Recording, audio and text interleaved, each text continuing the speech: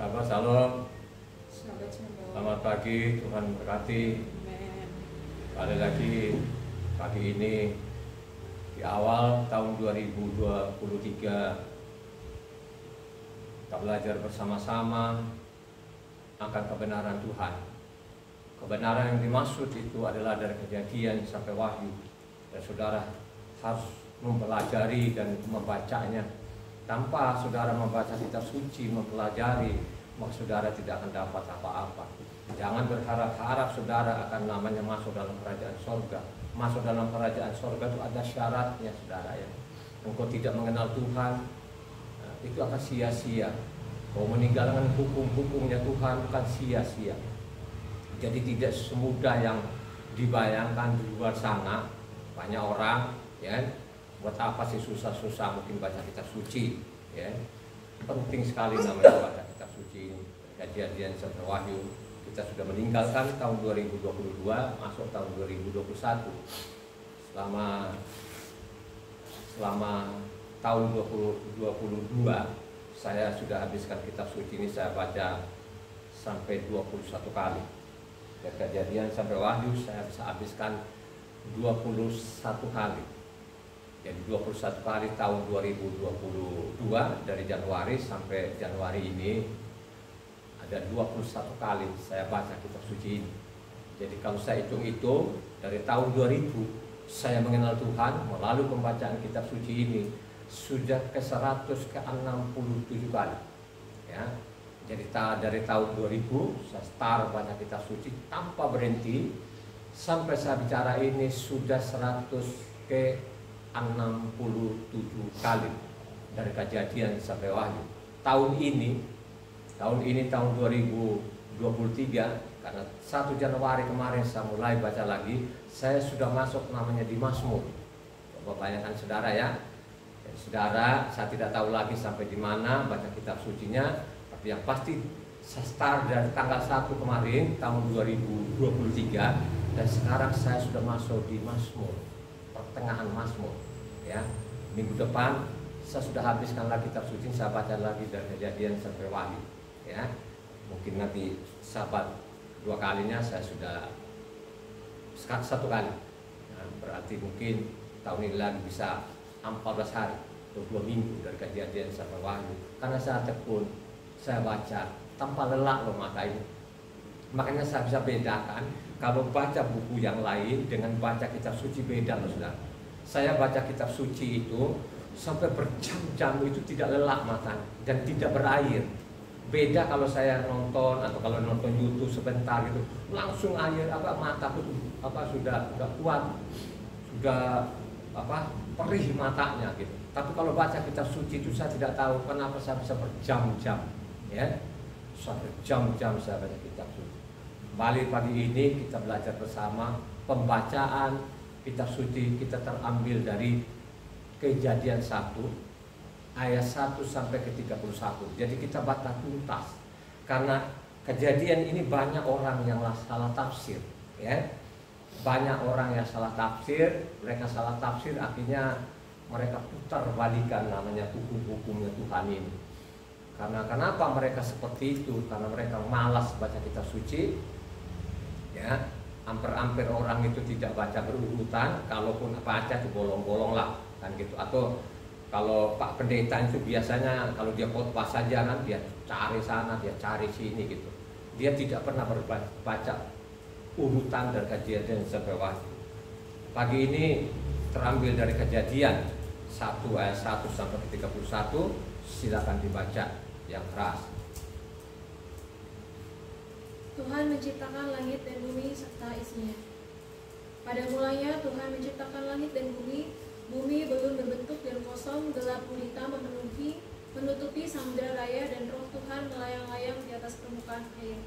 Berfirmanlah Tuhan, jadilah terang, lalu terang itu jadi. Tuhan melihat bahwa terang itu baik, lalu dipisahkannya terang itu dari gelap, dan Tuhan menamai terang itu siang dan gelap itu malam. Jadilah petang dan jadilah pagi, itulah hari pertama. Berfirmanlah Tuhan, jadilah cakrawala di tengah segala air untuk memisahkan air dari air. Maka Tuhan menjadikan cakrawala dan ia memisahkan air yang ada di bawah cakrawala itu dari air yang ada di atasnya, dan jadilah demikian. Lalu Tuhan menamai cakrawala itu langit, jadilah petang dan jadilah pagi, itulah hari kedua. Berfirmanlah Tuhan, hendaklah segala air yang di bawah langit terkumpul pada suatu tempat, sehingga kelihatan yang kering, dan jadilah demikian. Lalu Tuhan menamai yang kering itu darat, dan kumpulan air itu dinamainya laut. Tuhan melihat bahwa semuanya itu baik. Berfirmanlah Tuhan, hendaklah tanah menumbuhkan tunas-tunas muda, tumbuh-tumbuhan yang berbiji, segala jenis pohon buah-buahan yang menghasilkan buah yang berbiji, supaya ada tumbuh-tumbuhan di bumi, dan jadilah demikian. Tanah itu menumbuhkan tunas-tunas muda, segala jenis tumbuh-tumbuhan yang berbiji, dan segala jenis pohon-pohonan yang menghasilkan buah yang berbiji. Tuhan melihat bahwa semuanya itu baik, jadilah petang dan jadilah pagi, itulah hari ketiga. Berfirmanlah Tuhan, jadilah benda-benda penerang pada cakrawala untuk memisahkan siang dan malam. Biarlah benda-benda penerang itu menjadi tanda yang menunjukkan masa-masa yang tetap dan hari-hari dan tahun-tahun. Dan sebagai penerang pada cakrawala, biarlah benda-benda itu menerangi bumi, dan jadilah demikian. Maka Tuhan menjadikan kedua benda penerang yang besar itu, yakni lebih besar untuk menguasai siang dan yang kecil untuk menguasai malam, dan menjadikan juga bintang-bintang. Tuhan menaruh semuanya itu di cakrawala untuk menerangi bumi, dan untuk menguasai siang dan malam, dan untuk memisahkan terang dari gelap. Tuhan melihat bahwa semuanya itu baik, jadilah petang dan jadilah pagi, itulah hari keempat. Berfirmanlah Tuhan, hendaklah dalam air berkeriapan makhluk yang hidup, dan hendaklah burung berterbangan di atas bumi melintasi cakrawala. Maka Tuhan menciptakan binatang-binatang laut yang besar, dan segala jenis makhluk hidup yang bergerak, yang berkeriapan dalam air, dan segala jenis burung yang bersayap. Tuhan melihat bahwa semuanya itu baik. Lalu Tuhan memberkati semuanya itu, firman-Nya, berkembang biaklah dan bertambah banyaklah, serta penuhilah air di dalam laut, dan hendaklah burung-burung di bumi bertambah banyak. Jadilah petang dan jadilah pagi, itulah hari kelima. Berfirmanlah Tuhan, hendaklah bumi mengeluarkan segala jenis makhluk yang hidup, ternak dan binatang melata, dan segala jenis binatang liar, dan jadilah demikian. Tuhan menjadikan segala jenis binatang liar dan segala jenis ternak dan segala jenis binatang melata di muka bumi. Tuhan melihat bahwa semuanya itu baik. Berfirmanlah Tuhan, baiklah kita menjadikan manusia menurut gambar dan rupa kita, supaya mereka berkuasa atas ikan-ikan di laut dan burung-burung di udara, dan atas ternak, dan atas seluruh bumi, dan atas segala binatang melata yang merayap di bumi. Maka Tuhan menciptakan manusia itu menurut gambar-Nya, menurut gambar Tuhan diciptakannya dia, laki-laki dan perempuan diciptakannya mereka. Tuhan memberkati mereka, lalu Tuhan berfirman kepada mereka, beranak cuculah bertambah banyak, penuhilah bumi dan taklukkanlah itu, berkuasalah atas ikan-ikan di laut dan burung-burung di udara, dan atas segala binatang yang merayap di bumi. Berfirmanlah Tuhan, lihatlah aku memberikan kepadamu segala tumbuh-tumbuhan yang berbiji di seluruh bumi, dan segala pohon-pohonan yang buahnya berbiji, itulah akan menjadi makananmu. Tetapi kepada segala binatang di bumi dan segala burung di udara dan segala yang merayap di bumi yang bernyawa, kuberikan segala tumbuh-tumbuhan hijau menjadi makanannya, dan jadilah demikian. Maka Tuhan melihat segala yang dijadikannya itu sungguh amat baik. Jadilah petang dan jadilah pagi, itulah hari ke-6. Jadi menciptakan segala sesuatu itu di kolong langit ini ada 6 hari. Selama 6 hari, jadilah petang, jadilah pagi. Hari pertama itu diciptakan Tuhan itu jadilah petang, jadilah pagi. Itu ketentuan Tuhan. Waktunya Tuhan itu dari petang ke petang. Ya. Itu ketentuan Tuhan. Jadilah petang, petang itu wakil malam, pagi itu mewakili siang. Selama 6 hari, jangan berpikir-pikir saudara 6 hari itu apa? Sama dengan hitungan manusia. Ya. Jadi hitungannya Tuhan itu 1 harinya Tuhan, berapa harinya manusia? Halo? 1000 tahunnya. Jadi 1 harinya Tuhan itu 1000 tahunnya manusia. Nah, diinformasikan di mana? Kalau saudara ingat, di Mazmur 90 ayatnya 4. Coba saudara baca. Ya. Ini yang dipelintir-pelintir oleh manusia. Ya. Dipelintir loh sampai sekarang ini. Waktunya Tuhan saja pun sekarang itu dipelintir. Ditinggalkan waktunya Tuhan. Jadi dirubah lah sekarang. Dari tengah malam ke tengah malam itu 24 jam. Sedangkan kalau waktunya Tuhan itu dari petang ke petang. Ya. ya, dari sore ke sore.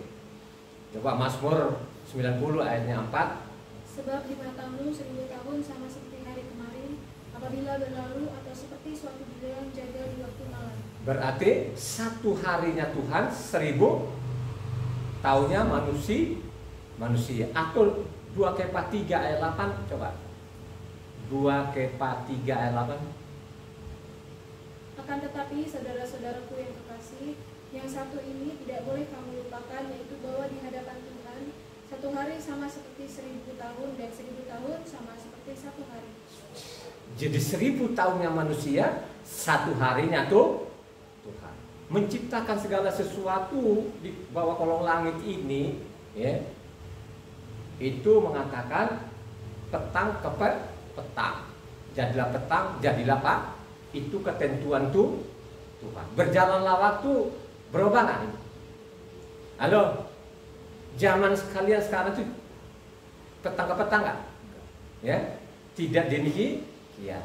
Jadi dia berubahlah waktu sekarang ini, tidak tahu siapa. Ya kalau tidak salah lah katanya Gregorian. Ya, Gregorian ini orang loh saudara ya. Ya, ini orang Kristen lah. Pertama sekali ini yang men-Gregorian lah ini. Jadi dirubahlah waktunya Tuhan. Jadi sekarang kita ini tengah malam ke tengah malam ya. Bingung nggak kalau hitung-hitungin apanya waktunya Tuhan dengan waktunya manusia? Kira-kira bingung nggak? Bingung mana? Waktunya Tuhan atau waktunya manusia? Ya, coba kan. Bagaimana kita mau hitung sekarang kan? Bagaimana kita mau hitungin satu malam pun? Karena hitungannya manusia sekarang setengah malam pertama, karena dari satu malam sampai pagi diawali, baru nanti kalau siangnya dia full.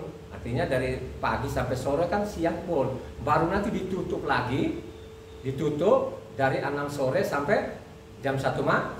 Jadi satu hari dijepit. Coba sekarang ya, bingung nggak? Ya. Terus siapa Pak? Sudah dinubuatkan nggak bahwa kemudian hari ini atau waktunya Tuhan tadi menyimpang? Sudah dinubuatkan nabi-nabi nggak? Nabi siapa yang menubuatkan bahwa suatu saat nanti akan mereka merubah waktu dan hukum? Siapa? Nabi siapa? Nabi Daniel berapa? Ayo. Daniel 7 ayat 25 ya. Jadi sudah dinubuatkan oleh namanya Nabi Daniel bahwa suatu saat nanti mereka akan merubah waktu dan hukum. Coba baca dong ayat 25. Daniel 7 ayat 25. Ia akan mengucapkan perkataan yang menentang yang maha tinggi dan akan menganiaya orang-orang kudus milik yang maha tinggi. Ia berusaha untuk mengubah waktu dan hukum, dan mereka akan diserahkan ke dalam tangannya selama 1 masa dan 2 masa dan setengah masa. Coba kan, akhirnya mereka bilangnya merubah siapa kan? Ya, karena itu makanya sekarang itu ada kalendernya Gregorian kan begitu. Nah, yang merubah waktu. Jadi kalau waktunya Tuhan tadi petang ke petang dan pagi. Petang itu mewakili malam, pagi itu mewakili siang. Itu ketentuan Tuhan. Tapi berjalanlah waktu, ya, manusia bikin waktunya sendiri.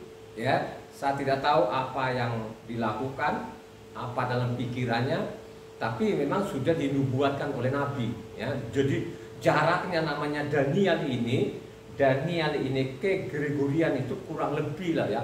Kurang lebih itu bukan 600 atau 700-an, ya hampir 1000 tahun juga kan gitu kan. Karena adanya Kristen itu dari Yesua itu ke Kristen kan kurang lebih kan 320 tahunan ya.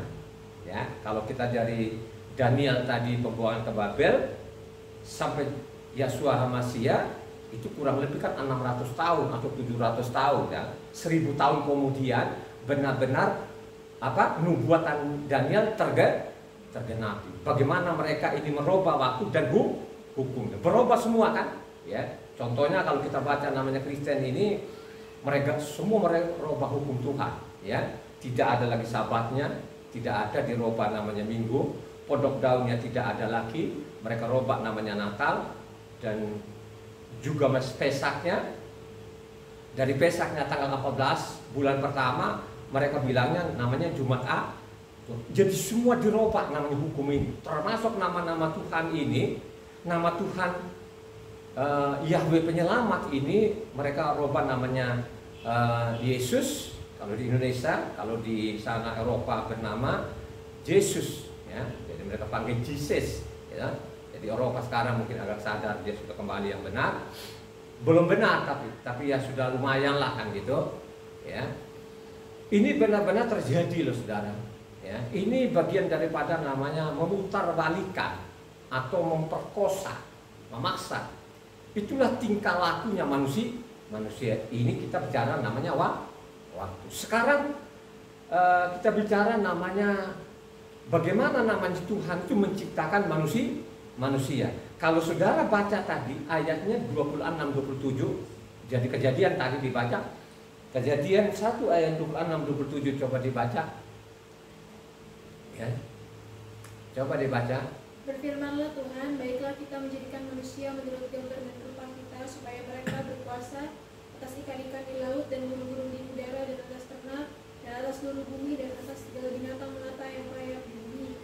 Maka Tuhan menciptakan manusia itu menurut gambarnya, menurut gambar Tuhan ciptakannya dia, laki-laki dan perempuan diciptakannya mereka. Coba saudara, sekarang marilah menciptakan manusia segambar serupa. Kata mencipta ini mulai diputar lagi. Coba kan? Jadi namanya membuat dengan mencipta itu orang susah membedakan saudara. Tapi kalau ahli bahasa pasti dia membedakan. Mencipta dan membuat itu pasti dia membedakan kalau ahli bahasa. Tapi rata-rata yang saya dengar sampai saat ini namanya ahli teologi ya, gitu. Ya memang dia ahli teologi aja gitu kan. Dia tidak membedakan. Mari menciptakan manusia segambar serupa saudara, ya. Benar nggak Tuhan kita itu segambar serupa manusia? Halo, benar kan? Kalau engkau membaca kitab suci, ya. Kalau engkau membaca kitab suci, makanya pasti engkau tahu bahwa memang Tuhan yang disembah Abraham, Ishak dan Yakub itu gambar manusia seperti manusia, ya kan? Apalagi kalau kau baca namanya Mazmur. Jadi Mazmur 8 itu ayatnya 4 sampai 6. Kalau Mazmur 8 sampai 6, bagaimana menciptakan manusia itu hampir sama dengan Tuhan. Coba baca saudara supaya saudara mengerti nih, ya. Masalahnya tadi mari menciptakan manusia, kata kita itu kelihatannya lebih dari satu, seolah-olah lah yang dipahami orang Kristen tadi itu seperti itulah namanya Tritunggal itu. Sebenarnya bukannya 3 Tuhan itu, ya. Mari kita belajar. Kalau orang belajar itu pasti ketemu. Oh, bukannya 3 Tuhan kan begitu, ya. Bukan. Coba baca namanya Mazmur 8 ayatnya 4 sampai 6. Apakah manusia sehingga engkau mengingatnya? Apakah anak manusia sehingga engkau mengindahkannya? Namun engkau telah membuatnya bersama seperti Tuhan dan telah memahkotainya dengan kemuliaan dan hormat. Engkau membuat dia berkuasa atas buatan tanganmu. Segala-galanya telah kau letakkan di bawah kakinya. Coba, manusia itu diciptakan hampir sama dengan Tuhan.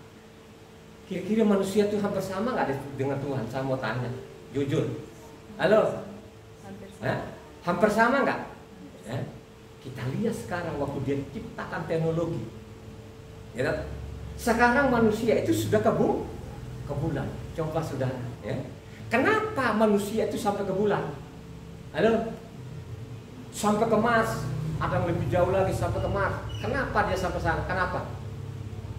Karena dia memiliki pengetahuan, ya. Ya. Jadi hikmat itu apa? Halo? Hikmat itu apa? Pengetahuan. Coba kalau kamu ngomong itu yang keras dong, ya.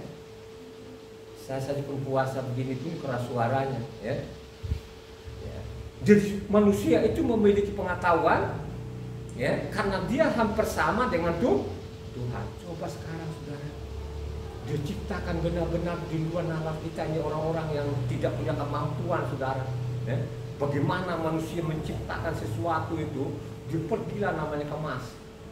Dia pergi ke bulan sana, pulang pergi, saudara. Ya.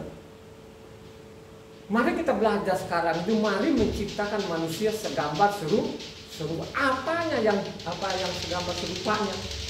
Benar-benar dia punya tubuh. Dia bermakhluk dan berwujud dan berbentuk. Amin gak dong? Seorang pembaca pasti bilang amin. Tapi kalau yang dia ragu-ragu atau diam, berarti dia tidak ketemu itu. Ya dong? Makanya banyak orang di luar sana salah tafsir. Jadi seolah-olah tadi, mari menciptakan, mari kata kita tadi dianggap itu namanya tiga Tuhan. Ya. Coba kalau pembaca ini, apa yang dia maksudkan? Mari kita menciptakan manusia segambar serupa. Apa yang dia maksud di sini? Dibicara kepada siapa? Ada anaknya atau ada pembantunya? Atau bicara dengan dirinya sendiri? Diri sendirinya maksudnya apa? Tubuh, jiwa, dan roh. Kalau engkau baca kitab suci dengan tuntas, ya, dengan tuntas,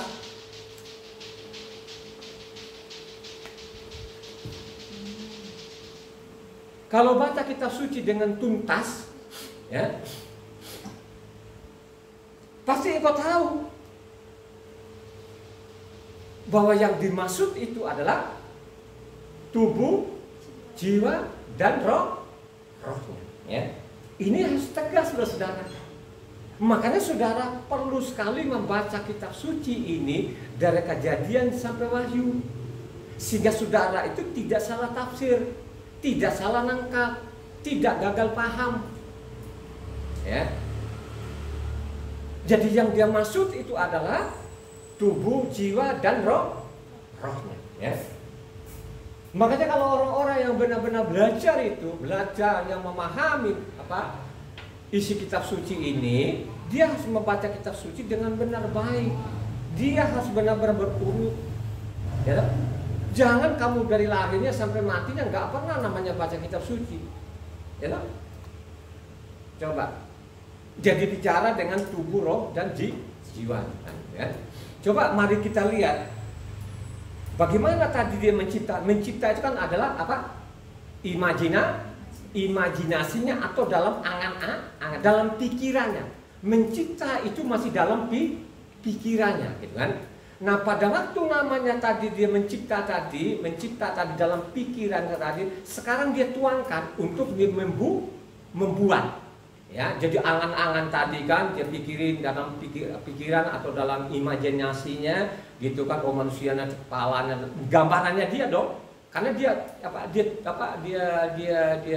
dia menciptakan segambar serupa dengan dia, artinya dia tuangkan untuk membuat apa yang dalam angannya tadi. Dia membuat pakai apa? Halo. Jadi yang dia ciptakan manusia tadi pakai apa? Pakai besi atau pakai kayu?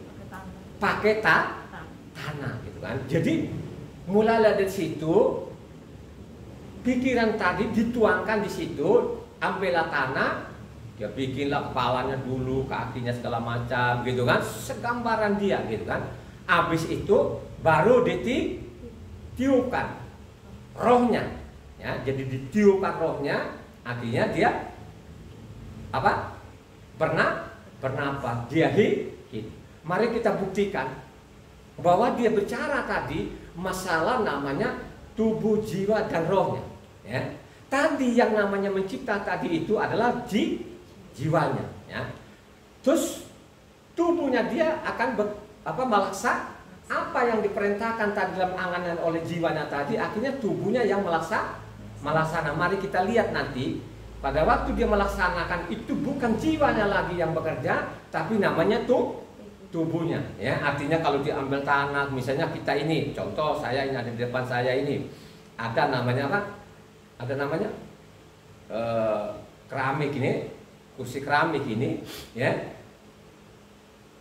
Jiwaku ada dalam pikiran. Pada waktu namanya pikiran tadi untuk jadi sesuatu, makanya keramik ini terbentuk dari batu kan, begitu kan. Jadi yang mengerjakan itu bukan jiwaku lagi, tapi namanya tubuhku, ya. Ya, tubuh. Coba baca namanya Kejadian 2 ayatnya 7. Mari kita belajar pelan-pelan ini, penting sekali supaya jangan kita salah tangkap, jangan kita salah paham. Ya, Tuhanmu hanya satu-satunya Esa, nggak ada yang lain. Dia satu-satunya. Coba baca. Ketika itulah Tuhan Yahweh membentuk manusia itu dari debu dan tanah dan menghembuskan nafas hidup ke dalam hidungnya. Demikianlah manusia itu menjadi makhluk hidup. Coba kan, akhirnya dia menjadi makhluk yang hidup, yang melaksanakan tadi rancangan atau imajinasinya atau jiwanya tadi, tubuhnya yang melaksanakan. Dia bikinlah tadi dari tanah gitu kan, bikin dulu kepalanya, kaki, segala macam. Pokoknya gambaran Tuhan itu, gambaran Tuhan lah kan gitu, dia gambaran Tuhan kan gitu kan. Akhirnya apa? Dia tiupkan, ya. Jadi rohnya tadi yang bekerja, ya. Makanya roh itu fungsinya apa? Kekuatan, kewibawaan, apalagi, ya. Ya, jadi itulah dalam diri kita ini ada namanya, karena kita ini diciptakan segambar serupa, hampir sama dengan Tuhan, makanya ada tubuh kita, ada jiwa, dan ada roh. Amin nggak itu? Amin. Ya, pasti yang membaca kitab suci pasti dia bilang karena kita ini diciptakan segambar serupa. Ya, jadi tadi ditiupkan rohnya, akhirnya dia jadilah makhluk yang hidup. Ya. Nah, dari situlah dihitung umurnya namanya Abraham, ya. Jadilah manusia yang hidup gitu kan, ya. Kenapa saya mengatakan itu tadi? Bicara dengan jiwa dan rohnya, makanya kita belajar kitab suci ini berurutan. Ya, kalau berurutan pasti ketemu, ya.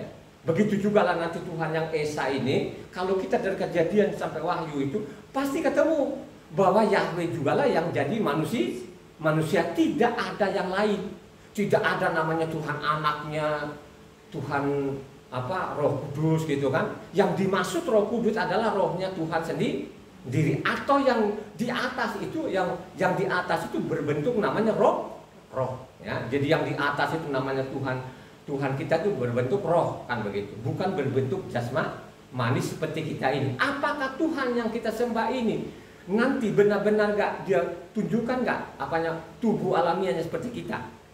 Tunjukkan gak? Mari kita belajar nanti. Kita urut-urut saja, ya. Baca dulu namanya Kejadian 6 ayat 3.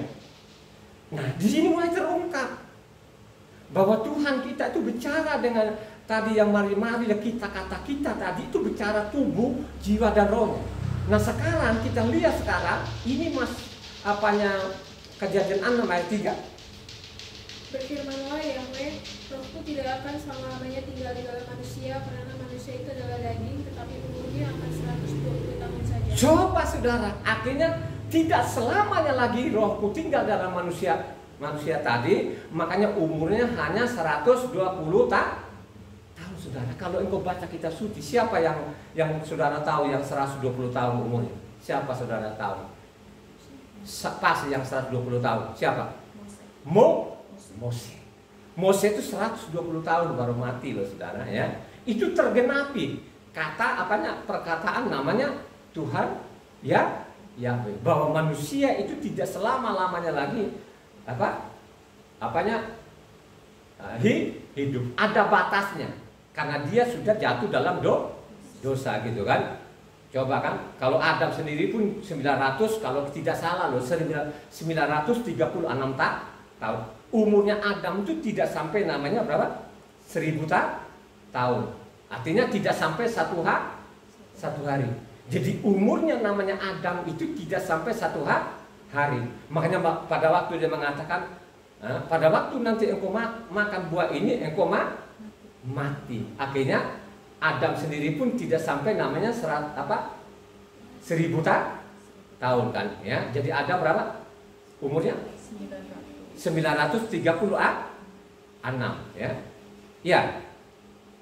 Kalau baca namanya kan Kejadian 5 itu kan urutannya kan kelihatan di situ toh, ya.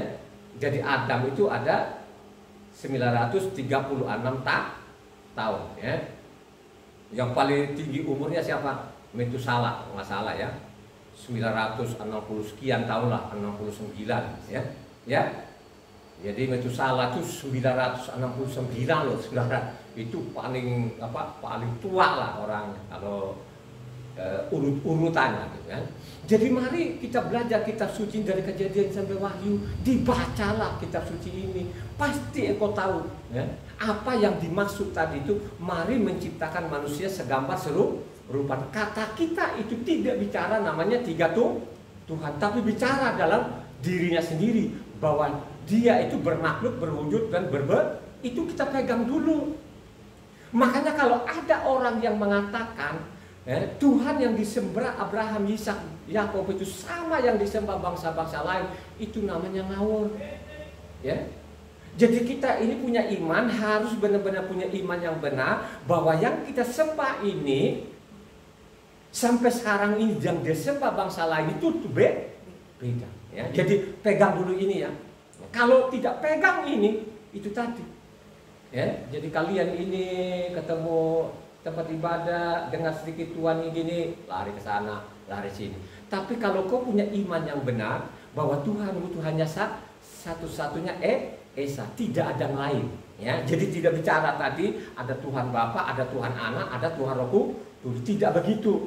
Jadi ada tubuhnya, ada jiwanya dan ada roh. Itu yang dimaksud. Terus tadi dia mengatakan tadi mari menciptakan manusia segambar serupa dengan Tuhan itu. Benar nggak ditunjukkan? Dia tunjukkan bahwa Tuhan kita bermakhluk dan berwujud itu. Dia perlihatkan nggak? Dia perlihatkan. Kira-kira dari Kejadian sampai dia perlihatkan tadi tubuhnya yang seperti tubuh manusia, kira-kira berapa tahun? Kurang lebih itu 1000 tahunan. 1000 tahunan lah, kurang lebih loh saudara. Dia perlihatkan betul-betul bahwa dia adalah gambaran manusia. Harus pegang ini. Biarpun orang-orang diolok-olok, dia biarkan saja, kan memang Tuhan kita dengan Tuhannya bangsa-bangsa lain berbeda. Ini pegang dulu. Kalau engkau tidak pegang ini, engkau yang paling apes di dunia ini. Pegang dulu aja. Bahwa yang saya sembah itu, yang disembah Abraham, Ishak dan Yakub itu beda yang disembah dengan bangsa-bangsa lain. Beda saja. Beda yang disembah oleh bangsa orang Muslim, beda yang disembah orang Buddha, itu beda. Gak ada. Coba tanya saja mereka. Mereka tidak pernah nanti ada Tuhannya mereka. Mari menciptakan manusia segambar atau paling tidak memperlihatkan betul-betul itu bahwa dia berwujud, kan gitu. Mari kita saksikan, mari kita catat. Ya. Habis tadi mengatakan tidak selamanya rohku ada di manusia, kan katanya. Akhirnya ada batasnya manusia hidup. Dia ada batasnya. Kenapa ada batasnya? Karena melanggar perintahnya. Ya, jadi dibatasi umurnya hanya 120 tahun. Ya, berjalanlah waktu berapa umurnya? Berapa? 80 tahun. Di mana itu? Ayo. Dibatasi umurnya loh. Akhirnya Mazmur 90 ayat 10 coba baca. Ya. Mazmur 90 ayat 10. Masa hidup kami 70 tahun dan jika kami kuat 80 tahun dan kebanggaannya adalah kesukaran dan penderitaan sebab berlalunya buru-buru dan kami melayang-layang. Akhirnya dibatasi umur. Tadi kan ketentuan Tuhan 120 tahun. 120 tahun itu adalah Mose. Nah sekarang yang kamu baca di Mazmur siapa? Mose kan? Mazmurnya Mose kan? Halo? Kamu ragu-ragu gak itu? Mazmurnya Mose. Permintaannya Mose ya?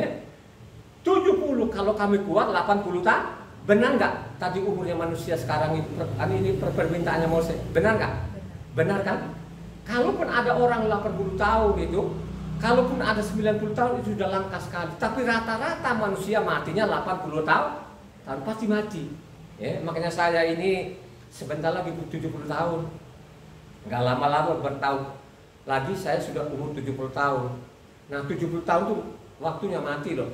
Tapi kalau Tuhan masih memberikan kesempatan saya 80 tahun umurnya, dibatasin tadi dibilang aku tarik rohku. Ya, jadi bicara kepada rohnya. Karena Tuhan tadi menciptakan manusia tadi ditiupkan rohnya, ya. Hidupan, kewibawaan, kekuatan itu namanya roh. Kan begitu ya. Jadi kalau rohnya saudara itu mati, tidak kontak namanya rohnya Tuhan, pasti saudara mati. Mati secara rohani. Kamu menolak firman Tuhan, kamu tidak mengenal Tuhan, itu secara roh kamu sudah mati, saudara. Jadi mati rohani namanya. Mati jasmani mungkin saja 70-80 tahun kan belum mati. Itu rata-rata manusia. Jadi bukan tadi yang mati 80 tahun saja yang mengenal Tuhan. Siapa saja manusia itu kan matinya umur-umur itu. Amin enggak? Ya, itu yang dimaksud. Ya, makanya kita harus belajar kitab suci ini ya, dengan baik, dengan benar. Akhirnya apa? Benar-benar tadi kan mari menciptakan segambar serupa, bahwa dia adalah gambaran manusia seperti kita ini. Akhirnya apa? Diperlihatkan tubuhnya seperti manusia. Di mana itu? Halo, seorang pembaca. Di Kejadian 12 ayatnya 7. Nah, kau baca sekarang supaya kelirin. Ketika itu Yahweh menampakkan diri kepada Abraham dan berfirman, Aku akan memberikan negeri ini kepada keturunanmu, maka dirikannya di situ mezbah bagi Yahweh yang telah menampakkan diri kepadanya. Coba kan, sekarang itu dia menampakkan dirinya kepada Abraham. Benar-benar nggak gambaran manusia dia? Atau pada waktu ketemu namanya Abraham dengan Tuhan Yahweh tadi, itu kemuliaannya atau benar tubuh seperti tubuhnya Abraham? Saya mau tanya. Tubuh manusia. Seperti manusia. Seperti manusia, seperti namanya Abraham. Berbincang. Kenapa saya mengatakan seperti itu? Kalau hanya baca di situ saja seolah-olah bisa saja itu mungkin mimpi, atau apa? Atau penglihatan, bisa saja kan. Tapi kalau kau baca selanjutnya, kan dia berulang-ulang kan ketemu. Nah, kalau kita baca lagi kan Kejadian 15 ayat 7, dia menyatakan namanya di situ. Ya, jadi namanya dikasih tahu. Coba Kejadian 15 ayat 7. Lagi firman Yahweh kepadanya, Akulah Yahweh yang membawa engkau keluar dari Ur Kasdim untuk memberikan negeri ini kepadamu menjadi milikmu. Coba, jadi mengatakan apa? Akulah Yahweh yang membawa engkau dari Misraim rumah perbudakan. Akhirnya tadi kan dia bertemu dulu. Ini yang dia ketemu kan benar-benar seperti manusia kan? Baru di situ dia menyatakan akulah Yahweh yang membawa. Artinya pada waktu dia dari Ur Kasdim itu kan belum lihat wujudnya kan? Kan belum, hanya dengar suaranya kan? Nah, Kejadian 12 sana benar-benar dia perlihatkan tubuh bahwa dia bermakhluk dan berwujud. Akhirnya Kejadian 15 itu dia kasih tahu bahwa akulah Yahweh yang membawa engkau dari Ur Kasdim. Akulah ini Yahweh. Namaku itu Yahweh. Kan gitu, namaku Yahweh. Kalau situ namamu Abraham, dia baru Abraham, belum Abraham ya. Namamu Abraham, saya namaku kan kenalan. Abraham. Ya? Jadi pada waktu kenalan gini, aku ini ya Yahweh yang membawa engkau dari Ur Kasdim. Jadi dia balas, akulah Abraham. Jadi mereka berkenalan loh, saudara, berkenalan ini. Ya, ingat baik-baik. Abraham itu adalah sahabatnya Tuhan. Kita langkah lagi di Kejadian 17. Dia kasih tahu namanya gelarnya, bahwa bukan sekedar tadi yang kamu ketemu bukan orang biasa, tapi akulah namanya pencipta alam semesta. Coba baca nama Kejadian 7 supaya urut-urut ini, supaya orang betul-betul ini jangan salah paham. Kejadian 17 ayat 1. Ketika Abraham berumur 99 tahun, maka Yahweh menampakkan diri kepada Abraham dan berfirman kepadanya, Akulah Tuhan yang Maha Kuasa, hiduplah di hadapanku dengan tidak bercela. Nah, baru di situ, ketiga kalinya dia mengatakan bahwa akulah ini pencipta alam semesta. Coba bayangkan aja loh. Coba kan, kalau Anda ini tidak percaya lagi yang disembah Abraham, Ishak dan itu orang paling rugi di dunia. Ya, kalau Tuhan lebih daripada satu itu orang paling apes di dunia. Ada namanya Tuhan Bapa, Tuhan Anak, itu orang apes paling dunia. Ya, coba kan, dia mengatakan bahwa aku ini Yahweh pencipta alam semesta. Makanya namanya El Shaddai. El itu Tuhan, Shaddai itu yang maha kuat. Akulah Tuhan pencipta alam semesta. Waduh, bangga gak itu? Kalau engkau benar-benar memahami kitab suci, engkau bangga bahwa yang kau sembah itu beda yang disembah di luar sana. Amin gak Job? Ya, coba kan? Dia menyatakan gelarnya loh. Jadi lengkap sekali. Dia tunjukkan tubuhnya, dia kasih tahu namanya maupun juga gelarnya. Jadi harus membedakan nama dengan nama pribadi dengan nama gelar, harus membedakan itu. Kalau engkau tidak membedakan, itu yang dikatakan dungu, bodoh. Ya, jadi anak keledai itu, orang dungu itu, ya, mau di apa-apa pun tetap dungu. Ya, ini gitu. Kalau ada orang dungu itu yang menangkap firman Tuhan segala macam, anak keledai menjadi apa? Manusia. Ya kan? Berapa orang yang baca ini tetap saja mereka tidak tangkap. Yang dimaksud itu tubuh, jiwa dan roh. Sekarang dia perlihatkan, diperlihatkan tubuhnya dulu, dikasih tahu namanya, nama pribadinya, baru namanya gelarnya. Ini lengkap loh saudara.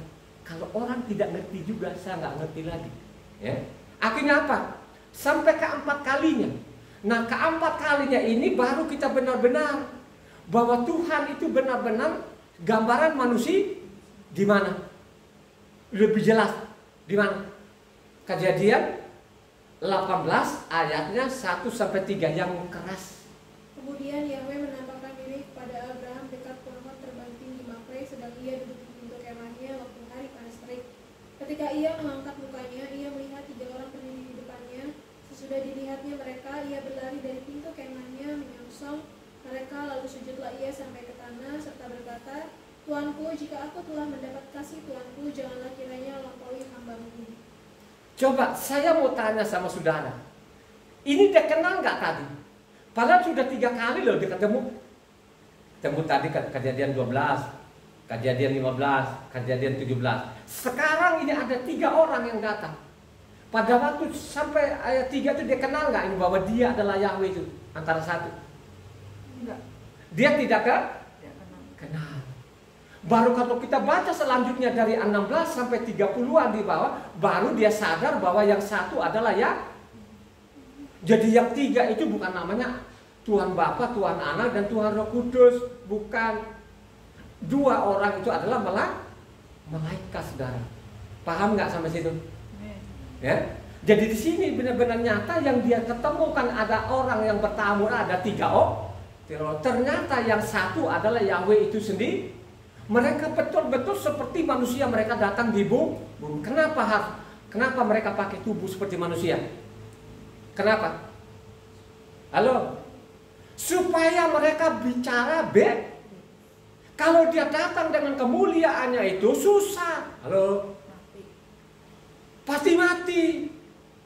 Karena sebelum manusia itu jatuh dalam dosa, kita sama dengan pakai tubuh kemuliaan. Pada waktu dia langgar namanya perintahnya ini, hilang namanya kemuliaan tuh. Amin gak itu? Matamu menyala gitu loh. Ya? Coba kan? Hilang kemuliaannya. Nah pada waktu dia datang ini ciptaannya tadi, makanya harus dia pakai namanya yang alami, yang dari tanah saudara, supaya dia bebas bicara. Amin gak? Sampai di situ. Ya? Sampai di situ. Coba. Ya. Makanya kalau rohnya tadi dia bilang, rohku tidak selamanya ada di manusia, makanya dia batasi manusia. Akhirnya manusia matinya 70, 80 tahun. Ya. Ini sangat jelas. Ya. Ini sangat jelas. Ya. Mari kita buktikan bahwa benar-benar roh manusia itu ada di dalam dirinya Tuhan itu. Contoh, mari kita baca dulu. Karena kita ini kan segambaran serupa dengan Tuhan kan gitu kan. Bagaimana roh kita itu bukan di samping kita atau di mana, tapi roh kita ada di dalam kita, maupun jiwa kita ada di dalam kita. Satu orang baca. Ini rohnya Tuhan ini, saya mengatakan bahwa rohnya Tuhan itu bagian daripada kewibawaan, kekuatan, ya, kehidupan. Coba baca dulu Bilangan 11 ayat yang 24-29 yang cepat. Bagaimana Tuhan memberikan kewibawaan, ya, atau kekuatan? Baca. Setelah Mose datang keluar, disampaikannya firman Yahweh itu kepada bangsa itu. Ia mengumpulkan 70 orang dari para tua-tua bangsa itu dan menyuruh mereka berdiri di sekeliling kemah. Lalu turunlah Yahweh dalam awan dan berbicara kepada Mose. Kemudian diambilnya sebagian dari roh yang hingga padanya dan ditaruhnya di atas 70 tua-tua itu. Ketika roh itu hingga pada mereka, kepenuhanlah mereka seperti nabi, tetapi sesudah itu tidak lagi. Masih ada 2 orang tinggal di tempat perkemahan, yang seorang bernama Eldad, yang lain bernama Medad. Ketika roh itu hingga pada mereka, mereka itu termasuk orang-orang yang dicatat tetapi tidak turut pergi ke kemah, maka kepenuhanlah mereka seperti nabi di tempat perkemahan.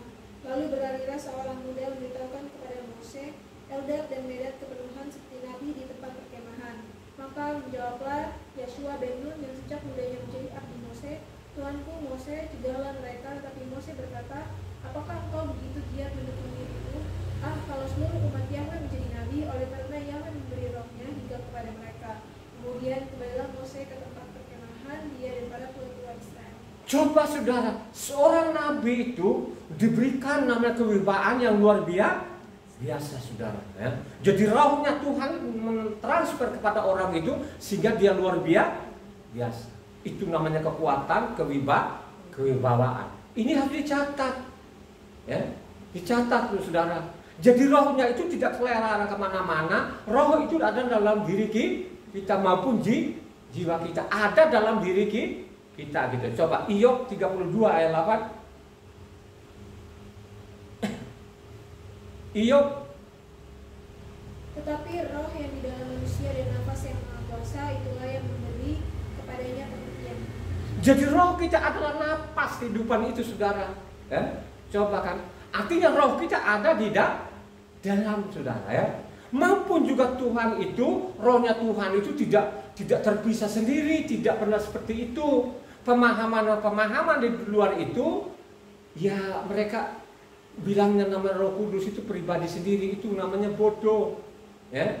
Jangan ikutin orang bodoh, supaya engkau tidak bodoh. Makanya perlu namanya engkau baca kitab suci ini dari Kejadian sampai Wahyu, supaya engkau mengerti akan firman Tuhan.